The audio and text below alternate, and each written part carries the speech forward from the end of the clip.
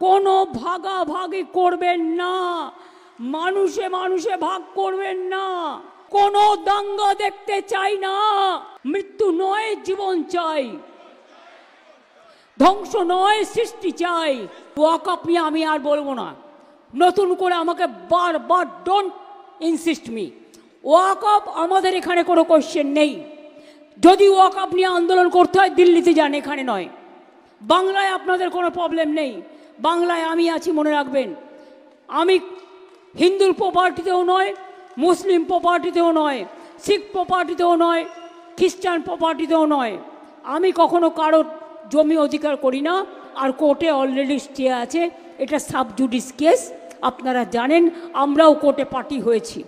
আমি আপনাদের বলবো, প্লিজ দয়া করে বিজেপির কথা শুনে বা আর কোনো ধর্মীয় সংগঠনের মৌলবাদীদের কথা শুনে কোনো পরিচিত হবেন না, কোনো ভাগাভাগি করবেন না, মানুষে মানুষে ভাগ করবেন না।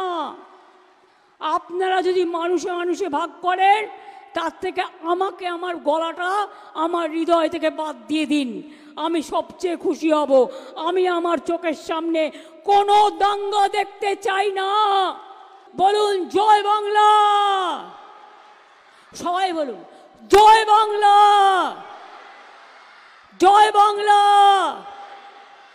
জয় হিন্দ, জয় হিন্দ, জয় হিন্দ। দাঙ্গা নয় শান্তি চাই, দাঙ্গা নয় শান্তি চাই, মৃত্যু নয় জীবন চাই, ধ্বংস নয় সৃষ্টি চাই। কি হবে তো মা বোনেরা? কেউ যদি দাঙ্গা করে না, আপনার বাড়িতে রান্না করেন, হাতা খুন্তি আছে না, ওটা দিয়ে ভালো করে দেবেন, দেখবেন দাঙ্গা হলে সবার বাড়ি পড়ে কেউ না কেউ ইনজিওর্ড হয়, তার সব নষ্ট হয়ে যায়।